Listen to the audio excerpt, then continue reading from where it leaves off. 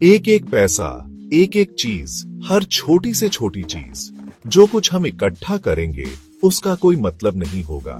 सिर्फ वही चीज मायने रखती है जो हम अपने भीतर बनाते हैं। जब आप जीवन की ओर मुड़ते हैं तो आप पाते हैं कि इच्छाओं का या मोह का कोई महत्व नहीं है। फिर आप जान जाएंगे कि गुस्से या नफरत के लिए कोई समय नहीं है। एक बार अपने अस्तित्व की मूल्यवान प्रकृति को जान जाने के बाद आप कुदरती रूप से सुखद, प्रेमपूर्ण, आनंदित हो जाएंगे। आपके भीतर जीवन के खिलने में ही मुक्ति है। अगर आप में मानवता लबालब भरी हुई है, अगर जीवन पूरी तरह से खिला हुआ है, फिर ईश्वरत्व आपकी खोज में खुद आपके पास आएगा। आपको उसे ढूंढने या प्रार्थना करने की जरूरत नहीं होगी।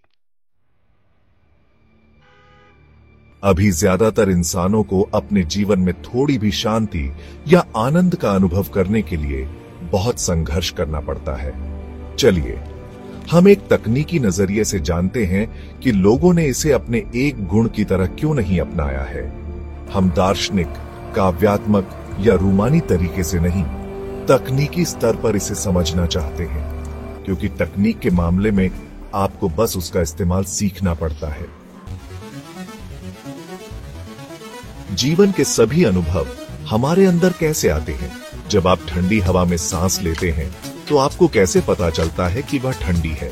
जब भी आप किसी चीज को छूते, सूंघते, छकते या सुनते हैं तो मुख्य रूप से पहले वह आपकी इंद्रियों को स्पर्श करता है। वहां से आपका न्यूरोलॉजिकल सिस्टम तुरंत उसे आपके ब्रेन में ले जाता है और प्रिय या अप्रिय अनुभव पैदा होता है। यह मधुरता या अप्रियता सिर्फ बाहरी नतीजा नहीं होता, यह इस बात पर भी निर्भर करता है कि उस खास पल में आप किस स्थिति में हैं। जैसे अगर आप निराश और खराब मूड में हैं और कोई अच्छा संगीत बजाता है तो आप और भी क्रोधित हो जाएंगे। सुखद संगीत का एहसास हमेशा आनंदमय नहीं होता, आपको उसके लिए तैयार होना होता है। न्यूरोलॉजिकल मधुरता तब होती है जब, उदाहरण के लिए, आप सूर्योदय देखते हैं। एक खास इंद्रिय बोध होता है, वह न्यूरोलॉजिकल सिस्टम के जरिए ट्रांसमिट होता है और एक खास अनुभव पैदा करता है। आमतौर पर लोग एक पल के लिए वह कहते हैं और तेजी से अगली चीज पर बढ़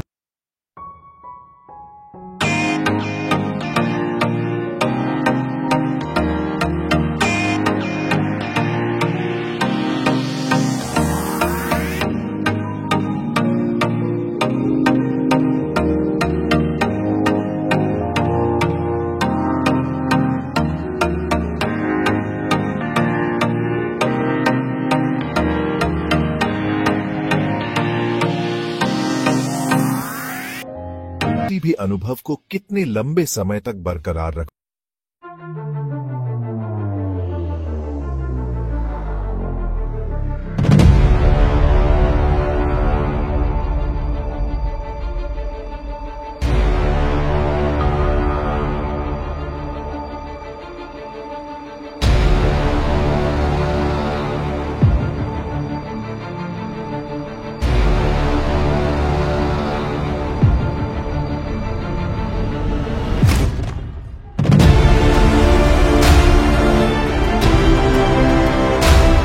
भावनाएं,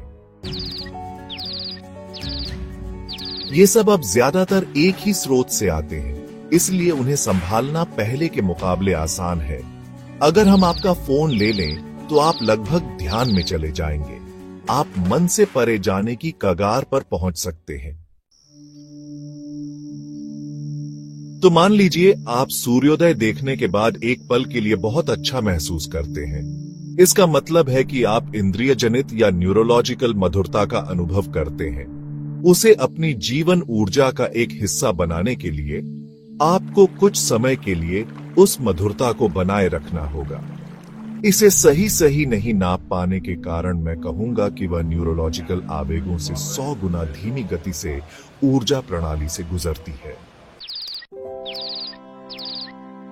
आमतौर पर अगर आप किसी भी खूबसूरत अनुभव को, चाहे वह स्वाद हो, गंध, दृश्य, ध्वनि या स्पर्श हो, 24 मिनट तक कायम रख पाए तो वह आपके संपूर्ण प्राण तत्व में व्याप्त हो जाएगा। अगर आप किसी इंद्रिय जनित अनुभव की मधुरता को कुछ समय तक रोक कर रख सकते हैं, तो वह न्यूरोलॉजिकल सिस्टम से आपके प्राणमय कोश या ऊर्जा प्रणाली में चला जाता है।